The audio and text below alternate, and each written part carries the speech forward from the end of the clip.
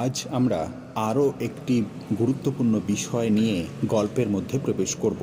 আমরা জানি ক্রোধ আমাদের জীবনে সর্বনাশ ডেকে আনে, আর সেই ক্রোধের উপরেই একটি গল্প, অবশ্যই ছোটদের গল্প, শুনতে আমরা সকলেই পছন্দ করব। আশা করছি সমস্ত বন্ধুদের হৃদয় ছুঁয়ে যাবে গল্পটি।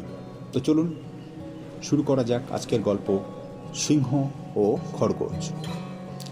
অনেক দিন আগের কথা। পশুদের রাজা হলো সিংহ। সিংহ একবার ঘোষণা করল প্রতিদিন তার জন্য একটা করে পশু খাবার হিসেবে চাই। জঙ্গলের সব পশু পাখি তো ভয়ে অস্থির। তারা সভা বসালো। সবাই ঠিক হলো তাদের মধ্যে থেকে পালা করে এক একজন সিংহের গুহায় যাবে। একদিন খরগোশের পালা এলো। খরগোশ ছিল খুবই চালাক। সে ভাবতে লাগলো কি করে এই দুষ্টু সিংহকে মারা যায়। কি আর করবে, ধীরে ধীরে সে সিংহের গুহার দিকে এগিয়ে চলল। সিংহের খাবার সময় পার হয়ে গেল, তবু কারো দেখা নেই। রাগে সিংহ গর্জন করতে লাগলো। হঠাৎ খরগোশকে দেখতে পেল।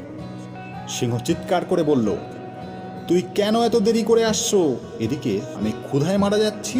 খরগোশ কাঁপতে কাঁপতে বলল, মহারাজ, অন্য আর একটা সিংহ আমায় তাড়া করেছিল। সে আমাকে খেতে চায়। অনেক কষ্টে আমি পালিয়ে আপনার কাছে এসেছি। সিংহ রাগে গর্জে উঠে বলল, এই জঙ্গলের আমি ছাড়া অন্য আর সিংহ কে আছে? কত বড় তার স্পর্ধা! আগে হ্যাঁ মহারাজ, আছে একজন। সে কোথায় থাকে তাও আমি জানি। খরগোশ বলল, আপনি যদি দয়া করে আমার সাথে আসেন, আমি আপনাকে দেখাতে পারি। সিংহ রাজি হয়ে খরগোশের পিছনে পিছনে চলল। খরগোশ তাকে একটা কুয়োর কাছে নিয়ে বলল, এর ভিতরে সে থাকে। আপনি একটু কুয়ার মধ্যে তাকালেই দেখতে পাবেন। সিংহ কুয়ার মধ্যে তাকালো। কুয়োর জলের মধ্যে তার নিজের ছায়া দেখতে পেল। মূর্খ সিংহ ভাবল, সত্যিই তো, অবিকল তারই মতো আর একটা সিংহ বসে আছে। সে রাগে গর্জে উঠল এবং সহ্য করতে না পেরে কুয়ার জলের মধ্যে ঝাঁপ দিল। অনেক চেষ্টা করেও সে উপরে উঠতে পারল না। সাথে সাথেই সে ডুবে মরে গেল। খরগোশ মনের আনন্দে বনে চলে গেল। সে প্রাণে বেঁচে গেল। বনের অন্য পশুরাও দুষ্টু সিংহের গ্রাস থেকে পরিত্রাণ পেল। গল্পের শিক্ষা, ক্রোধ সর্বনাশ ডেকে আনে।